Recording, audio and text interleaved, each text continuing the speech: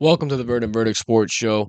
We're here to break down the college football playoffs, break down the Citrus Bowl, LSU versus Purdue. We had an exclusive interview with Brian Kelly about 30 minutes ago, and we're going to recap that unfortunate SEC championship game. I was attending the game live. It was a great experience. I was very happy to see LSU in that moment, going from worst in the SEC last year to first in the SEC West this year. Was a very big turnaround for the team, and it speaks volumes about what Coach Brian Kelly was able to do, what the guys were able to do, and it shows what LSU will be able to do moving forward. But grading Brian Kelly's year one with the LSU Tigers, I can't complain. We had big wins over Ole Miss, big wins over Bama, Florida, Auburn. All the teams last year that had our number, we were able to come back and set things straight. We set the record straight, and we went out and we flexed some muscle. Sure, the SEC title game didn't go as we would have hoped, but that's good experience. You got to see Garrett Nussmeier go out there and perform and sling that rock. You got to see the running game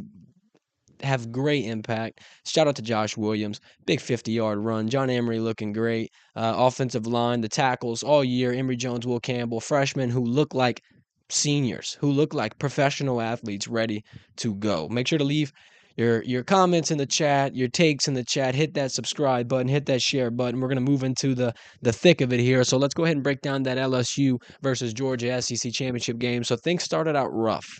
Obviously the roughest moment will be that blocked field goal from Damian Ramos. It seemed like there was some confusion.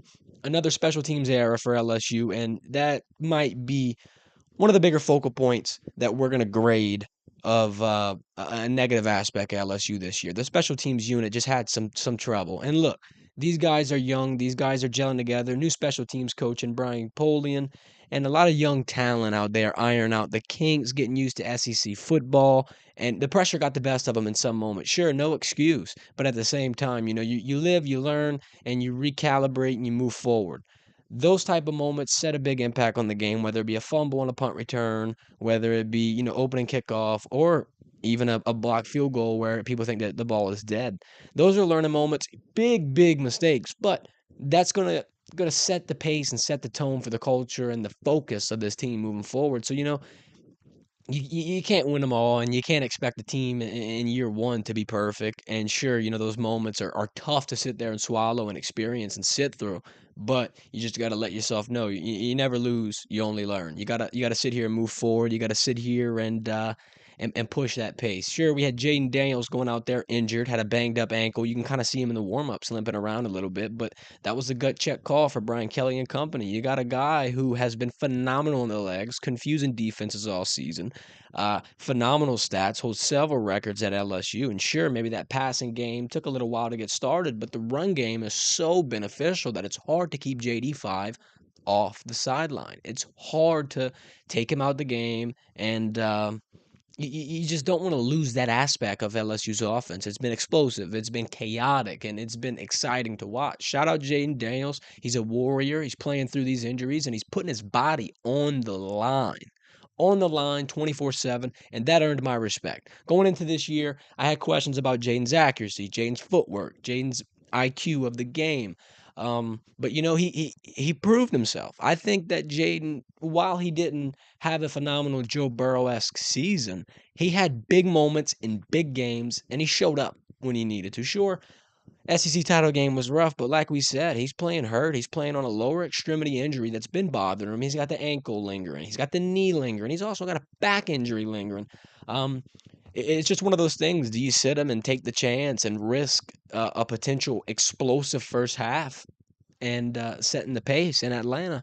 Or, do you sit him and let Nuss go? Eventually, of course, we saw Garrett Nussmeier come out in the second half, and credits to Nuss. He did great. I think he solidified his spot as our quarterback moving forward. It'd be kind of hard to take that rock out of Nuss's hands when he did phenomenal things with it. A huge play when he was able to spin off of that Russian edge, swing out and hit my boy Jeray Jenkins in the end zone for that touchdown. Those are the type of moments that you live for as an LSU fan. Those are the type of moments that you love to see, and it almost brought a tear to my eye to see that live, see Nussmeier go ahead and just light him up. Sure, it was it was a little late in the contest, but the fight that kid has, the poise that he has, the confidence, the skill, everything, it's coming together. He's a redshirt freshman. He's going to move into a sophomore year with a lot more experience, and I think Brian Kelly, Joe Sloan, Mike Denbrock, they've done great things with the quarterback room all year. But, Nussmeier's development as well as a support system, the development at home with Coach Doug Nussmeier from the Cowboys. There's going to be a lot of moving parts here that's going to help Nussmeier's case. And I think, with Jaden Daniels' health up in the air, it'll be hard, like I said, to take Nuss off the field. Jaden is still going to be banged up a little bit. And I spoke to Coach Brian Kelly on a Zoom call here about 30 minutes ago where he told me Jaden needs about a week to 10 days. He'll be out of practice for this week, which is going to be a little bit of a concern. Sure, it's not like Purdue is a Georgia, is a Bama, or is a big SEC powerhouse, but Brian Kelly said himself when Jaden was out with the flu against Arkansas that lack of preparation caused a little bit of a rift and a little bit of controversy and a little bit of a slow of momentum for that offense. And Jaden has to be out there practicing and preparing and getting ready, live reps, live action, and touching that rock. So with Jaden out, with this bowl game looming, we're on a 2-game skid. We need momentum. We need to go out there and flex some muscles and make a stand, not only right the wrong we had last year against a non-conference opponent in the bowl game, but we need to get some momentum for the recruiting class, for the transfer portal, for the big rebuilding push that Brian Kelly was able to do last year. We want him to repeat that this year. If we can go from worst to first in one season, what can we do in two? What can we do after this huge year for BK? I think, the sky's the limit for this team, and quite frankly, I wouldn't be surprised to see the LSU Tigers back in the playoff competition and playoff conversation going into next season, the final season with 4 teams. We'll get into that CFP ranking here soon.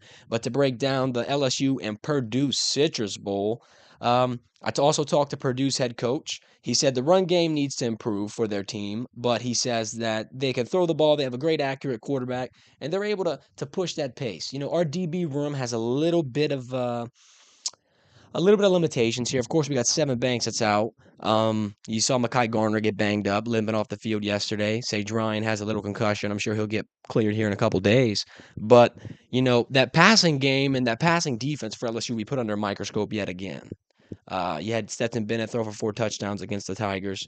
They're going to have to put pressure on this guy for Purdue defense. However, one of the big focal points that Coach Jeff was saying is that they got to improve their pass defense. So, that shows me his example opportunity for Garrett Nussmeier to go out there and sling that rock and flex that muscle. Let's go, Nuss.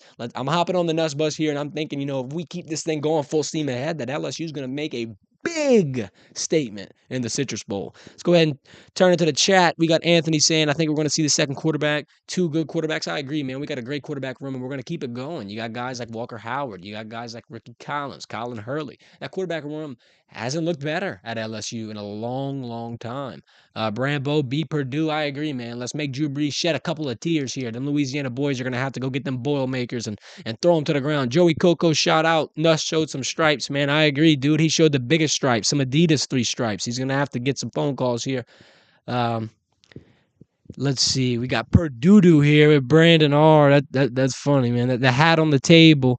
Can I get it if I send you my address? Man, these are some good props, dude. We got this from the SEC title game, man. I don't know. That might be maybe for Christmas, man. Maybe we'll be able to iron something out here. But let's talk about that college football playoff here. This is a pretty controversial subject. I had some pretty interesting opinions, apparently, as I was told on Twitter. I think that number 4 seed, believe it or not, I would have been happy to see Alabama slide in at 4 for the simple fact that, Ohio State loses to Michigan in convincing fashion. Michigan outscores them the second half 28-3. It seems like, if this is the team that we're going to put against Georgia, I wanted them to be fine-tuned and not only have a storied rivalry like Alabama and Georgia would, but I want Georgia to have some competition. I'm not saying I want Stetson Bennett and the Dogs to get eliminated, but I want to see some competition for them. I want to see somebody go out there and avenge what happened with us. So, Alabama, Nick Saban, I think they deserved it. I think they deserved the shot. The 2 losses Alabama faced, everyone knows. Tough games, top 10 opponents at the time, on the road, and they were all decided on the last play. Alabama had some kinks they had to iron out. Sure, Bryce Young had that shoulder injury, but at the end of the day, Alabama's downfall came to the discipline, the penalties, the simple mistakes that guys like Brian Kelly have preached all year. You got to avoid. If you want to win and make it to the top of the SEC or just any conference in general, when you're playing football, you have to focus on the little things. You have to prepare yourself the right way. And sadly, Alabama wasn't able to do it. Ohio State gets the push, and they're going to be able to try to right their wrongs. My thing with Ohio State is that running back room is banged up still. The backup is rough around the edges and health concerns. And I just don't know if, going against Georgia, they're going to be able to, one, keep up with that offense. Because, yeah, Ohio State's explosive, but we got news for you. That Georgia defense is probably the most suffocating defense in college football. Georgia not only had the elite defense last year, they got it this year, back-to-back undefeated seasons, and quite frankly, it looks like the Bulldogs are better than they were in their national championship year in 2022. They didn't even get the SEC title last year. This year, they hang 50 on one of the more impressive defenses in the SEC West in LSU. Stetson Bennett diced the guys up. The run game was unstoppable.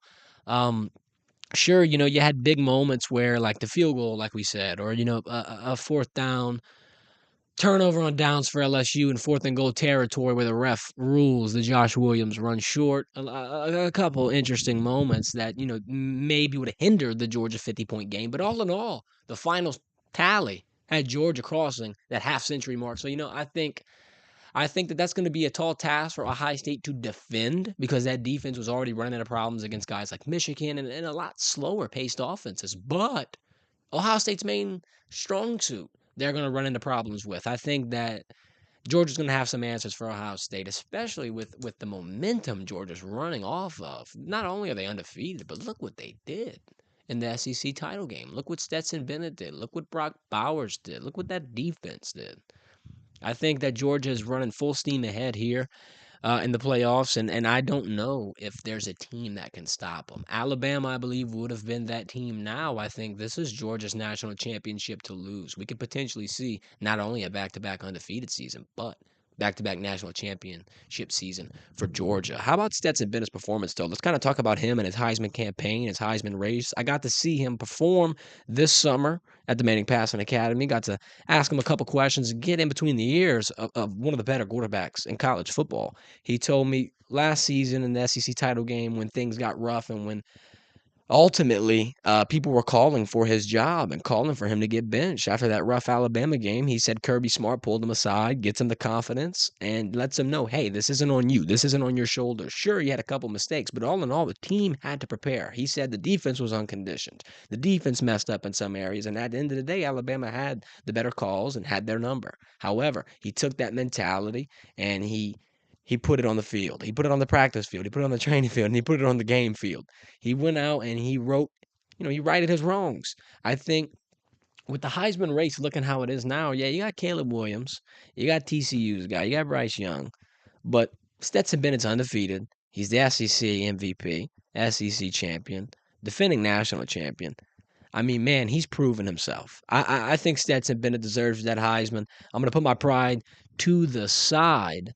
But man, that CFP Ohio State getting in, it was definitely a head scratcher. I wasn't expecting it after that unfortunate performance. The committee is going to examine the losses for sure, and yeah, Bama had two of them, but Ohio State's loss was so significant and so impactful that I thought they are going to automatically get ruled out. I thought Nick Saban would get the benefit of the doubt as he normally does, but yeah, like Brambo said in the chat, LSU ended those playoff chances with that overtime win. Shout out Mason Taylor, friend of the show. Big time performance, big time players make big time plays. But another big college football storyline here moving into the week is Deion Sanders leaving Jackson State University, heading to Colorado. It was controversial on the internet. People are wondering, man, what's going on with Deion? He's selling on the kids. He's turning the tide on HBCUs. But Deion came out and spoke and said, in coaching, you got to take the opportunities. You got to move up before you get replaced. He had a great season this year. A Power 5 came knocking on the door, and Deion answered. And, he warned people in interviews that if a Power 5 is going to come knocking, he's got to entertain it. It's a big pay raise, big opportunity, and it's a big step up I'm sure Coach Prime wants to coach at maybe the SEC level or a Big Ten level. He wants to get in there and get those elite guys and play for a national championship at the end of the day. So I don't fault Coach Prime for wanting to move up and earn them stripes and continue to develop. I don't know if anybody really thought he would stay at Jackson State his entirety of his coaching career. I think the main problem is going to be how quick he departed. He had guys like Travis Hunter flip commitments from Florida State to go there. But at the end of the day, the transfer portal is going to open up. They got 2 periods. Another one's going to open up in the spring.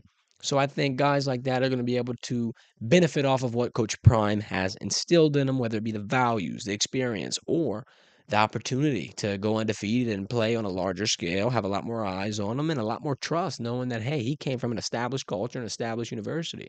Whether or not it be a big school is irrelevant because of what he brings to the table now, a hypothetical player. So, I think Jackson State University players are going to be able to also take that next step up. So, it's one of those situations where, yeah, Dion at JSU was a great fit, but uh, things change. We last year we lost Coach Archer. A lot of people are scratching their heads. Man, is this the right decision? And in year one of Brian Kelly, we figured out yes, it is. So shout out Colorado, y'all a great coach, and shout out Jackson State University because at the end of the day, yeah, you lost a big coach, but at the y'all perform well. Y'all have gone up to the task, and this is a little bit of adversity and a storybook career for these guys. They're gonna be able to bounce back from this, I believe. Brandon in the chat saying I expect LSU's roster to be more loaded at every position group next year. I agree. We ended the Brian Kelly interview asking him about the transfer portal targets, and he emphasized that not only does he want Louisiana guys, but he wants guys that understand the value of an education. So you see where Brian Kelly's head's out here. He wants level-headed individuals who are bought into the scheme, bought into the culture, and ready to win, ready to put the BS to the side, ready to put the distractions to the side. He wants guys who are championship have championship mindsets. That's great because when you build a championship program, you got to find the right guys, the right pieces. You don't want to Texas A&M it and pull out old credit card from the boosters and buy a locker room that's going to be chaotic. You don't want guys who are going to come in thinking the world is theirs and they deserve everything and they're the best and all that. Your confidence is great, but cockiness sometimes causes trouble for teams. Also, you can't buy culture. You can't buy chemistry. These guys have to fit in, they have to balance, and they have to be dialed in. They have to be all on the same page at the same time. More often than not, Jimbo Fisher and those Texas A&M Aggies are going to be that prime example of what the transfer portal woes will be. And Brian Kelly also said, the transfer portal can help you or it can hurt you. It can be really good or it can be really bad. You can fill in those holes, you can fill in those gaps, or you can make some more holes in the bottom of that hull of that boat and have it sink. Brandon Reese in the chat. What position group are you most focused on next off season? Number one for me is going to be the linebackers. Yeah, we got Harold Perkins, but you're going to have some seniors fluctuate in that. We want more depth. We want more meat in that position. We want more guys filling the box. We want more guys protecting against that run and even helping out in pass coverage. Sure, we're going to lose B.J. Ojulari, Ali Gay. We're going to get Mason Smith back. We're going to have an even more experienced Harold Perkins, which will be huge. Be huge. That Mason Smith comeback tour will be something brutal, something scary. I mean, that guy's focused and he's as talented as ever. The most talented player we got on the team, period. Not even just defense. That's going to be one of the more impressive players to watch in all of college football next year. So I think that defensive line position is going to be able to stay solid. The DB room is stacked. I think we're going to focus on those linebackers. Our wide receivers, I think we're going to be able to run in with next year. The Jaden Daniels question, though. Does Jaden come back? I think it's going to boil down to, the quarterback situation, the quarterback competition moving into the Citrus Bowl. If Garrett Nussmeier gets the start nod and goes out and plays like he did in the second half of that SEC title game, there's no way that he's losing that job. I think Garrett Nussmeier potentially can be the guy going forward, judging on how he played in the SEC title game, judging on how he's moving in his sophomore season, how he's learned, how he's prepared. We've seen what Jaden is able to do. And I think, taking the next step and finding someone who can facilitate that passing game, who can stay in that pocket poised and sling that rock is going to be the main focal point for the quarterback room going forward with Joe Sloan, with Mike Denbrock, and with Brian Kelly. If Jaden Daniels can commit and come back and the guys have trust in him, who am I to say that we're not going to run with him? But if you ask me from the outside looking in after Nuss's Nuss's big game yesterday, I think that all eyes point to Garrett Nussmeier being our QB1 going forward. Will Walker Howard start next year? No, I think it's too early. It's too early for Walker. He's a great talent, but next year will still be his true freshman year. You'll probably see him take the same course as Garrett Nussmeier, and he's going to go ahead and get some more reps in. You don't want to rush a guy like Walker Howard, who's going to be our cornerstone piece for a while. You don't want to put him, in a situation where you feed him to the wolves and you kill his confidence, because if Walker goes out when he's not ready, he might throw a couple picks. He might, put himself in some situations mentally that it might be hard to get out of. You don't want him to not trust his arm. You don't want him to not trust the pocket, trust the guys.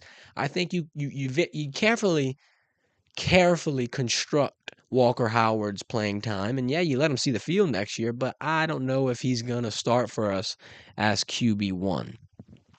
They got a lot of talent at that quarterback position. That room's gonna stack up quick. So you don't want to sit guys for a little bit longer and have them expire on the shelf and get tired and bounce out, but you want to manage it properly. You got a lot of talented guys and you got a lot of different schemes and situations you can put the team in going forward. It's all going to come down to how these guys respond, not only to the 2-game skid adversity, but how they respond to the spring camp, how they respond to the fall camp. Brian Kelly's a very adaptable coach. He sees what they did in year one under the preparations. We'd be fools to think he's not going to go out there and fine tune those camps, those practices, and those experiences for the players so we can take that next step up. Brian Kelly's eyes on the prize, and the prize is the national championship, and you're going to have to do that by carefully constructing the quarterback room, getting the O-line together, which I think they're doing great. And most importantly, you're going to have to get the guys on the same page with the culture. And I think he's doing a great job of it here. To go into a situation, especially a Power 5 situation, um, it's it's daunting. And Brian says, the SEC is exhausting. You never get a week off. You got to go, go, go, go, go, and anybody can push you at any time. You got teams like A&M and Arkansas, who Arkansas held their own for a while. Thankfully, Harold Perkins was able to show off that Hercules trait and in the game and be the skillful player he was. But against A&M, it was just too tall of a task to climb. Jimbo Fisher and those Texas A&M Aggies put a whooping on LSU at the end of the year. I'm not gonna lie. We talked to Mekhi Garner, LSU DB, and he told us, the guys kind of got complacent. They kind of saw the record of A&M, and they wanted to not necessarily get comfortable, but they wanted to ease into SEC championship week. So those type of things are going to have to be carefully watched. You want to make sure that you get that mindset clear. You help them prepare. And, Coach Kelly even said the guys had to learn how to practice correctly. So there's a lot of things that LSU has to do. Um, but all in all, I'm confident in LSU not only debuting whether in the top 10 of the AP poll or the sham poll, I'm going to call it, but I think they're going to push for the top 4 again. And oh boy, in 2024 when we see that 12-man college football playoff appear, oh, we're 100% in that. That's a lock. That is a lock. Shout out to Tulane winning their first AAC championship. Big moment for the boys. The Green Wave. They're out there. They're gonna perform in a pretty big bowl. They're gonna go out there and they're gonna flex some muscles. I'm proud of them. I'm proud of the Green Wave. They were ranked pretty high. You had them in the AP poll, on some people's polls, in the top 15 early on. And I'm sitting here like, whoa, hold your horses. Look at who you got them over. You got them over some big cats. But they did pretty good.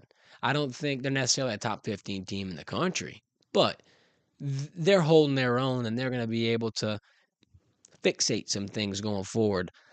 Um, all in all, though, we got the Big Ten division winner in Purdue, who wasn't able to get the job done against Michigan last night, and you got the SEC West division winner in LSU playing in the Citrus Bowl. This will be a pretty big moment for LSU. This will really show, what these guys are made of. This might be Kayshawn's last game. This might be BJ's last game, in a sense where they'll play and leave it all out there. They might sit out. Who knows? I mean, these bowl games kind of dictate not only the health of the players moving into the draft, but the stock and what. I don't see a lot of guys sitting. I see them playing their heart out and showing the LSU fans a good ending to a great year, great season.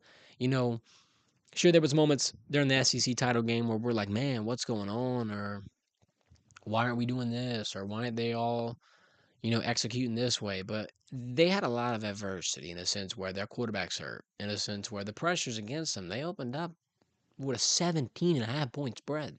Sure, it came to fruition. They lost by 20, but I mean, that type of pressure walking into a championship game in a sense where everyone's already written you off has got to toy with you mentally. Some guys it motivated, and some guys it it might have caved them in mentally. So I think these guys have learned a lot. Brian Kelly said in the post game speech to his guys in the locker room, we saw what a championship caliber team plays at. We saw what we need to do, and the guys have a not necessarily a blueprint right in front of them, but they have a great example of teams that they have cut their teeth against this year and performed pretty well against, and they know how to push the pace going forward. Um, Purdue's coach Jeff said, "The more games you play like this, the better you'll be." Speaking for his Boilermakers playing against the Tigers, and I think that also goes for us. We're a young squad, and this was just an immature team playing a mature team in a sense where no disrespect to our guys or our coaching staff, but even Coach Kelly will tell you that these guys are young. These guys are not underdeveloped in size or skill, but in experience. And they have to go out there and earn them stripes. They have to go out there and get the calluses and develop a championship mentality, develop uh, SEC confidence. You need to go out there and fire on all cylinders at all time, no matter who you play, no matter what the spread is, no matter where you are, no matter the situation. Field goal gets blocked, gets returned for a touchdown. Next play, short memory, bounce back. Let's go. Let's go. Um, I'm pretty happy with how LSU performed this year. I'm pretty happy with how the guys were able to string together phenomenal performances and just great efforts all around. But these type of moments are when it's so hard because you want to be you want to be not necessarily upset, but you want to be like, man, I really wanted to be into that top four. I really wanted to crack into the Peach Bowl and be back in Atlanta and performing for a national championship, but we're just not there yet.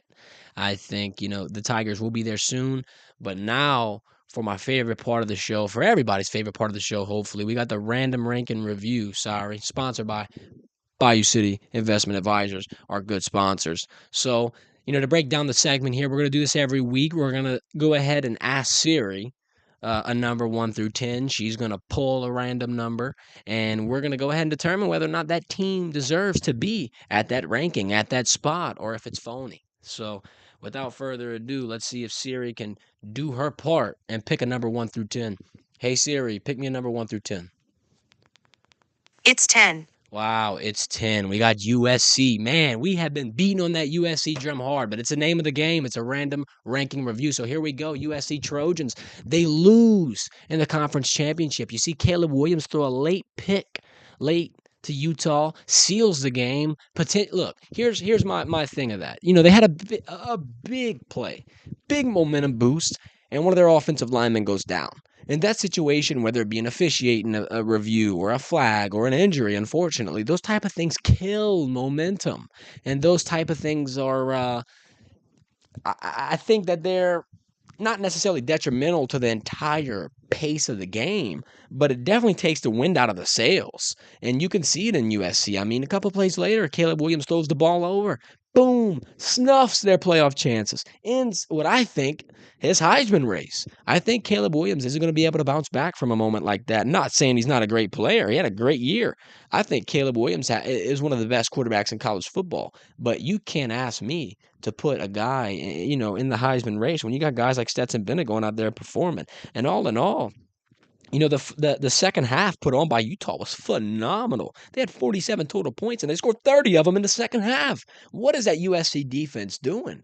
I mean, yeah, the guys are getting gassed out, and it's a long push-to-pace game, but it was a 300-yard, 3-touchdown performance from rising from Utah.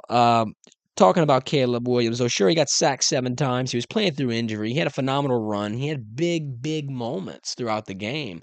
But in my opinion, I think, I'm not going to say he was distracted, but there was just a lot of things, a lot of noise, a lot of little, whether it be a fingernail pain or whether it be some comments or, I think that USC isn't ready yet. USC's on the same page as LSU. Year 1 under Lincoln Riley, doing great, outperforming a lot of people's expectations, and they're immature. They got to learn. They got to go forward. They got to keep the pace going. They got to keep developing, keep learning, keep putting it all out there.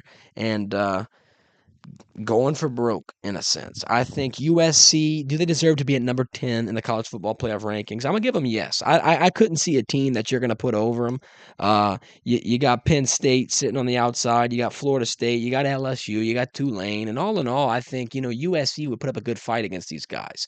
Would they beat LSU is a different story, but with how LSU lost the last two games, I can see where they'd be ranked higher than us. I'd be a fool and I'd be a hypocrite and I'd be too biased if I'd sit here and say LSU needs to be over USC. USC performed well, and the conference championship slipped in between their fingers, just as it did for us. I think USC at number 10 is a pretty good spot. However, USC at number 4, as we were breaking down last week, was atrocious, and we saw that here. I said if Caleb Williams gets pressure put on him, and if he's going to be made uncomfortable, that he's going to crack. And we saw that come into fruition. Number 11 from Utah going out there and snagging one out of the air. Right to him, right in the hands. Right in the hands. But shout out Lincoln Riley. Shout out Caleb Williams. They're in the same boat as Brian Kelly and Jaden Daniels. They're in the same boat as a sense where they're figuring out a new scheme and they're figuring out how to get the gears moving in year one. But what I did say about Lincoln Riley and Caleb Williams is that they got trust, they got chemistry, and they're going to be able to lay it all out there on the line when they need to go for broke. You saw them do it, came up short. These guys are going to have to rebuild just like us. I think that USC's strength of schedule versus our strength of schedule is completely different. So you do take that into account. However, you can't blame a team for not being in the SEC. Sure, we play tougher guys, and I think we deserve the benefit of the doubt when it comes down to grading wins versus losses. Our wins are much more meaningful than theirs, in my opinion. We beat Bama, we beat Ole Miss, we beat a lot of teams who are ranked in the top 10. We beat a lot of powerhouses. We beat a lot of teams who potentially could have made it into not only the SEC championship, but potentially the college football playoff. So, the random ranking review, I'm going to end it here with yes, USC deserves number 10, and I'm not gonna flack on Caleb Williams a little too much.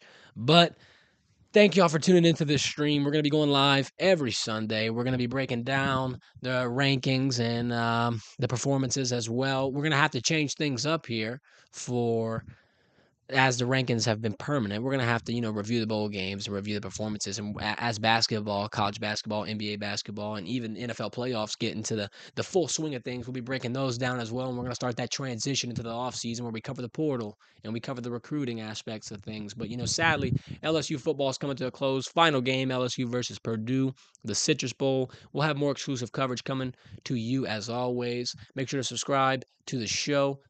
Go check out some of our other videos. Go check us out on social media at Verdin Verdict. Thanks for tuning in, guys. Make sure to be a friend, tell a friend, hit that share button. And this has been the Verdin Verdict. Y'all have a good one.